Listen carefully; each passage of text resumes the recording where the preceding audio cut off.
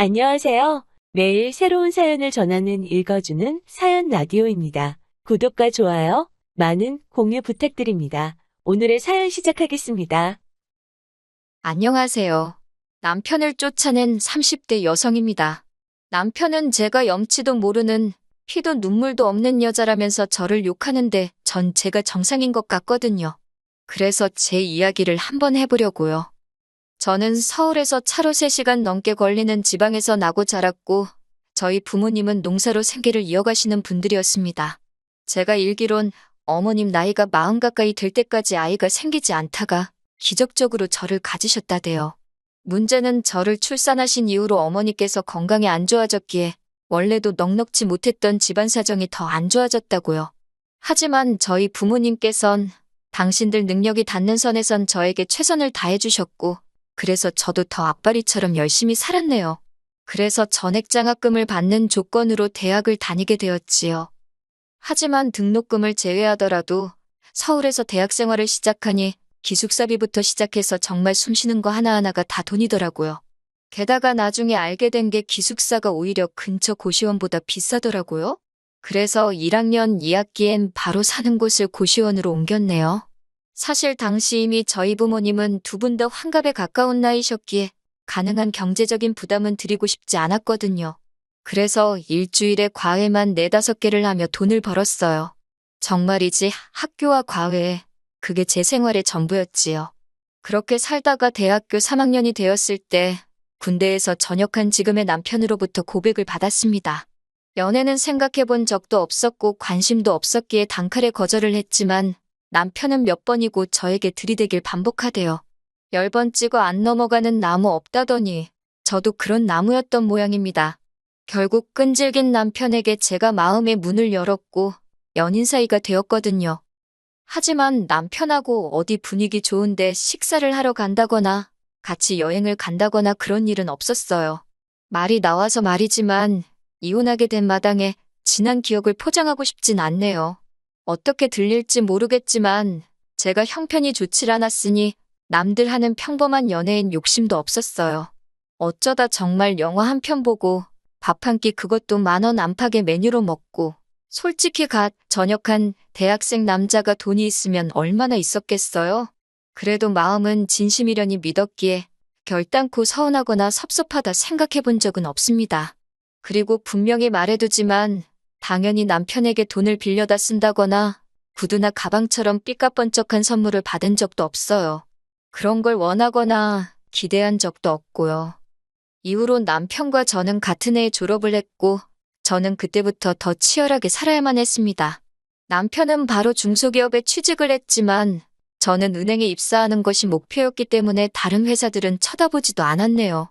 하지만 제가 첫 해에는 취업에 실패해서 이후로는 어쩔 수 없이 과외와 취업 준비를 병행해야만 했습니다. 이때도 남편에게 따로 경제적으로 도움을 받은 건 없어요. 남편은 그래도 하는 말이 데이트할 때는 자기가 다 비용을 부담했다 하는데 맹세컨대 끼니에 20,000원이 넘는 곳에 가본 적이 없었고 데이트라고 해봤자 제 공부 때문에 한 달에 한두 번 본 게 전부입니다. 그리고 저도 사람인데 남편에게 왜 미안한 마음이 없었겠어요. 혹시라도 좋은 사람이 생기면 언제든 떠나도 좋다고 했습니다.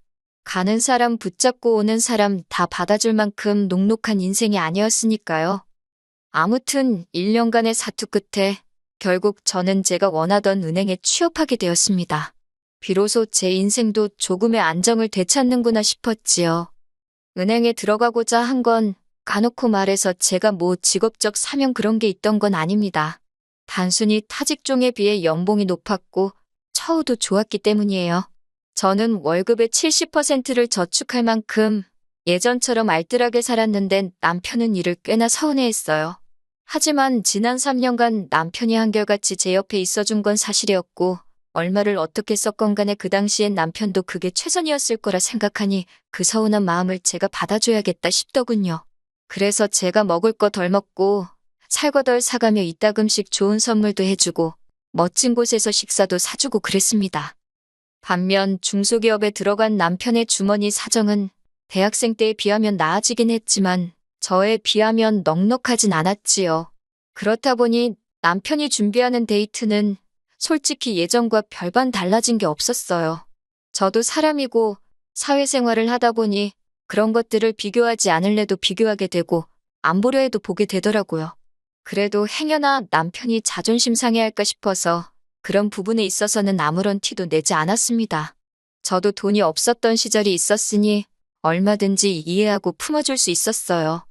그렇게 또 몇 년을 연애를 하다가 작년 초 마침내 부부의 연을 맺게 되었습니다. 친정 부모님은 어느덧 칠순을 넘은 나이셨고 제가 생활비를 70만 원씩 보내드리고 있었네요. 그리고 저는 직장 생활을 하며 모은 돈으로 경매를 했는데 운 좋게 작은 상가를 낙찰받아 꽤나 쏠쏠한 부수입을 얻고 있었고요. 그런데 문제는 상견례 자리에서 이런 이야기들이 제 의사와는 상관없이 전부 다 오갔다는 거예요.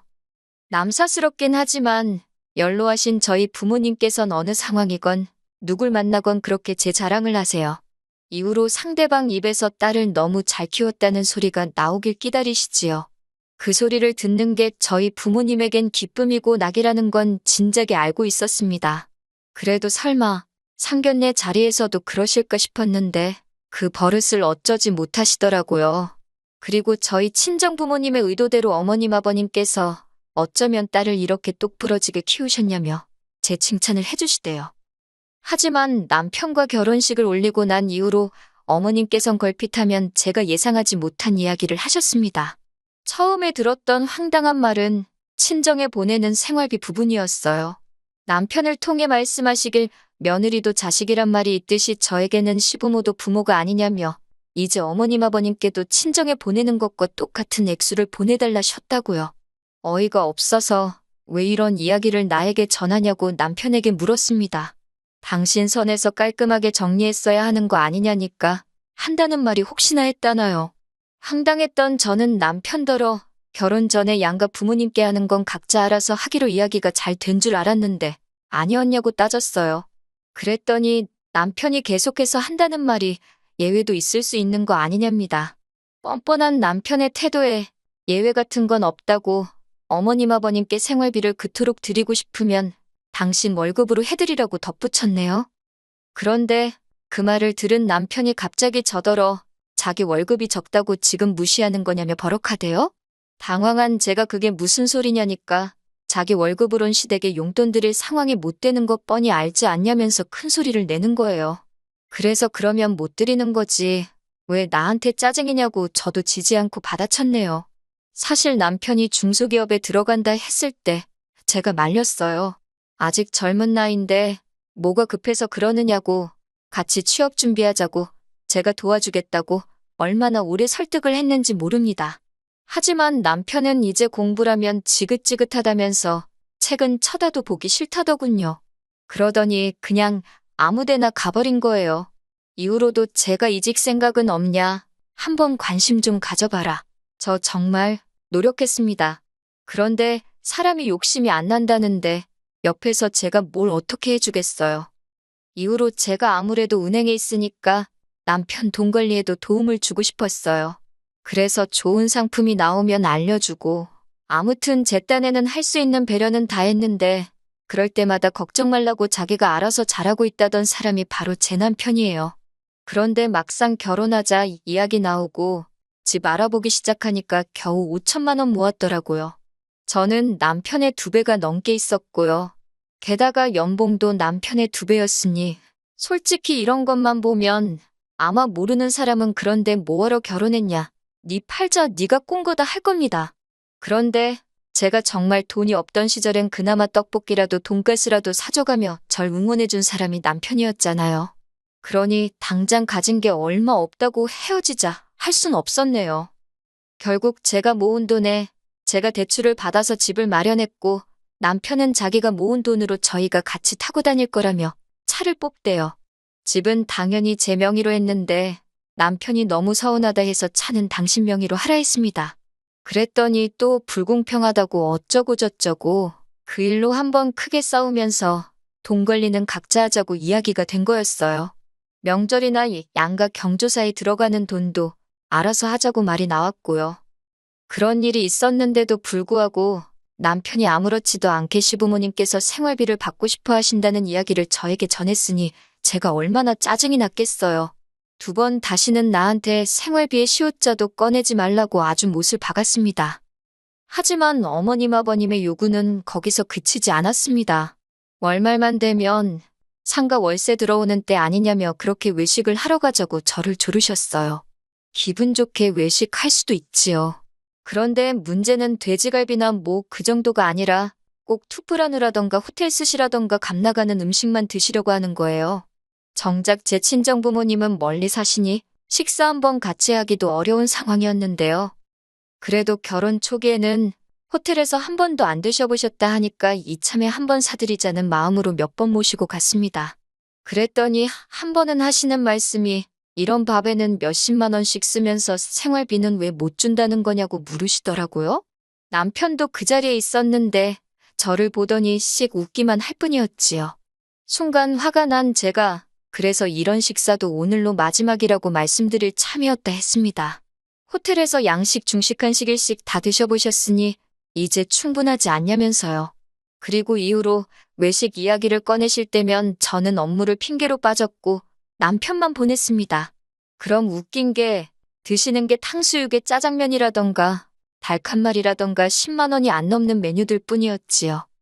하지만 제가 이혼을 결심하게 된 사건에 비하면 여기까지는 애교 수준에 불과합니다. 작년 여름이었어요. 제가 세를 준 상가 세입자가 사정이 생겨서 폐업을 한다고 하더라고요. 마음이 좋지 않았지요. 저도 돈 벌자고 세를 준 입장이긴 했지만 세입자도 돈 잘 벌고 그래서 저도 월세 받는 게 좋지 세입자야 죽던 말던 월세만 받으면 된다. 제가 그런 사람은 아니거든요. 그래서 그냥 마지막 달 월세는 안 주셔도 된다고 했어요. 그런데 며칠 뒤 어머님이 저더러 이야기 좀 하자며 제가 일하는 은행 앞으로 찾아오셨더군요. 남편도 같이요. 그렇게 어색하게 셋이 카페에 갔는데 어머님이 먼저 남편한테 상가 이야긴 들었다며 저더러 마음씨가 참 착하다고 어색한 칭찬을 하셨습니다. 참고로 저희 어머님이랑 저는 앞에 언급한 사건들과 그 외에도 밝히지 못한 여러 가지 일련의 크고 작은 일들로 사이가 많이 틀어진 상황이었어요. 남편은 중재는커녕 어머님과 제 사이를 왔다 갔다 하며 서로의 화만 더 키우는 인간이었고요. 아무튼 그런 어색한 말씀에 저도 일단은 뭐 감사하다 했지요. 그랬더니 어머님이 그래서 말인데라며 말문을 여셨습니다. 저도 속으론 그럼 그렇지 무슨 소리를 하시려고 저렇게 시동을 거시나 생각하고 있었고요. 어머님께선 단도직입적으로 말씀하시겠다며 그 상가를 저희 신우한테 줬으면 좋겠다셨습니다. 신우는 참고로 저와는 동갑내기였지만 직장은 안 다니고 어머님 아버님께 용돈을 받아 생활하고 있었어요. 제가 세를 내주라는 거냐고 되물으니 남한테도 안 받는 세를 신우한테 받을 생각이냐면서 일단 가게를 내주랍니다. 한마디로 공짜로 내주라는 거였어요. 거기서 뭐 카페를 하던 뭐를 하던 그건 제가 신경 쓰지 않아도 된다면서요. 당연히 안 된다고 했지요. 세입자가 망해서 나가긴 하는 상황이었지만 그래도 상가가 있는 건물이나 동네 자체가 역세권이었기에 공짜로 놀릴 만한 곳이 아니었거든요. 월세도 월급만큼은 아니어도 꽤나 짭짤한 수입이었는데 그걸 제가 왜 신우 때문에 포기를 하나요? 저는 안 된다고 했습니다. 그랬더니 어머님께서 그러면 그렇지라며 너가 공짜로 줄 리가 없는 건 알았지만 혹시나 해서 물었답니다. 그러더니 그럼 뭐 한 달에 한 30만 원 주면 되냐대요. 제가 그래서 그러면 보증금을 한 5억쯤 달라 했습니다. 열받아서 저도 아무 숫자나 부른 거예요. 그랬더니 어머님이 돈독이 올라도 아주 시뻘겋게 올랐냐며 거길 누가 5억에 들어가냐고 짜증을 내시는 겁니다. 그래서 신우하고는 계약 안 하니까 제발 이런 억지 좀 쓰지 마시라 했어요. 말만 따라 신우가 월세라도 밀리면 그걸 제가 달라고 어떻게 이야기를 하냐. 제가 엄연히 상가 주인인데 울며 빌며 월세 받을 일 있냐고 싫다 했습니다. 그랬더니 남편이 한다는 말이 저더러 너무하대요. 제가 가진 거 하나 없던 그 힘든 시절에 자기가 저한테 얼마나 잘했냐면서 그때를 생각하면 제가 자기나 자기 가족들한테 이렇게 못한답니다. 저도 너무 화가 나서 네가 나한테 해주면 뭘 얼마나 해줬냐고 소리를 질렀습니다. 안 사귄다고 안 사귄다고 하는 사람 죽자 사자 따라다닌 거 당신 아니냐고 내가 당신더러 나 따라다니라고 칼 들고 협박이라도 했냐고요. 그리고 대신에 내가 취업하고 나선 당신한테 잘해준 거 기억 안 나냐고 쏘아붙였지요. 결혼할 때 산 차도 거의 혼자 끌고 다니지 않냐. 당신 도대체 나랑 결혼하면서 해온 게 뭐가 있냐. 저도 한번 말문이 터지니까 거르고 말고 할 새도 없이 그냥 떠오르는 대로 맺혀있던 대로 다 퍼부숴버렸네요. 어머님께도 저희 친정부모님 형편이 안 돼서 못 따로 못 해주신다 하니까 어머님 아버님도 아무것도 안 해주신다 하지 않으셨냐. 그래도 제가 그거 가지고 서운하다고 하길 했냐 따지기를 했냐고 쏘아붙였습니다. 그래놓고 이제 와서 신우 상가를 뭐라고요. 어머님 같으면 그렇게 하시겠냐고 미친 듯이 소리를 질렀어요. 그러자 남편이 벙찐 표정으로 저를 쳐다보더니 유세고생색이고 어지간히 불이랍니다. 솔직히 며느리랍시고 저더러한 게 뭐가 있냐고 그래요. 다른 집 며느리들은 시어머니 마사지도 등록해주고 명품백도 갖다 바치고 그런다는데 저는 돈만 잘 벌면 뭐하냐고요. 저는 제 주머니 불리기에 바빠서 시댁 식구들은 안중에도 없는 나쁜 엑스랍니다. 그 소리를 들으니 진짜 남편이 남편으로 안 보이고 정신 나간 엑스로 보이대요. 그래서 남편더러 너 말 잘했다고. 그래 나는 돈 벌어서 내 주머니 불리기에 바쁜 돈에 환장한 엑스다. 그러니까 갈라서자 했습니다. 내가 힘들게 번 돈으로 산 집에서 너 편하게 밥 처먹고 자빠져 자는 꼴 더는 못 봐주겠으니까 당장 꺼지라고 했어요. 온 동네 주인 없는 개들을 다 불러와서 거두는 일이 있어도 너는 내 집에 못 있는다고 나가라 했지요. 당장 오늘 내로 짐 정리 안 하면 경찰 부를 거라고도 했고요. 그놈의 혼인신고도 하러 가자고 할 때마다 피곤하네 어쩌네 요리조리 게으름만 피우더니 그땐 그게 그렇게 서운했는데 이때만큼은 아이고 감사합니다 싶더라니까요.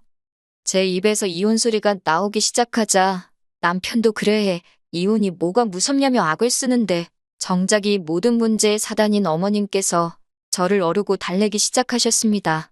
당신이 생각이 짧았다면서 아들놈 교육 다시 시킬 테니 이혼 소리는 하지 말래요. 이혼하면 여자만 손해라나 어쩐다나. 제가 그런 어머님을 횃뿌리치고는 손해봐도 된다고 이혼할 거니까 마음에 없는 소린 하지도 마시라 했습니다. 그리고는 먼저 카페에서 나왔어요. 집에 도착해 남편 짐을 하나씩 끄집어냈습니다. 새삼 남편이란 작자가 정말 이 신혼집에 이 신혼살림에 공헌한 바가 없다는 게 눈에 들어오대요. 10여 년의 세월이 이렇게 순식간에 힘을 잃을 수 있다는 사실에 스스로 놀라면서도 정은 뚝뚝 떨어졌고요. 대충 쓰레기 봉투랑 택배 상자에 남편 짐을 담아서 현관밖에 끄집어 내놨습니다. 그리고 1시간쯤 지나자 어머님과 남편이 같이 왔더군요. 제가 비밀번호를 바꿨더니 현관을 발로 차고 벨을 누르고 결국 경찰을 불렀고 그제서야 저희 집 현관에서 떠났습니다. 솔직히 전 혼자 있었으니 저러다 현관문 어떻게 되는 거 아닌가 싶어서 무서웠어요. 저는 집을 팔기 위해 내놓은 상황이고 지금은 은행 근처 오피스텔에서 머물고 있습니다. 남편은 하루에 12번도 미안하다 했다가 저더러 나쁜 엑스라 했다가 솔직히 무서워요. 요새 제정신 아닌 전남편, 전남친들이 많잖아요. 당분간은 조심하고 다녀야겠다는 생각뿐이네요. 긴 이야기 들어주셔서 감사합니다. 오늘의 사연은 여기까지입니다. 구독과 좋아요, 알람 설정해주시면 앞으로 더 좋은 사연으로 찾아오겠습니다. 감사합니다.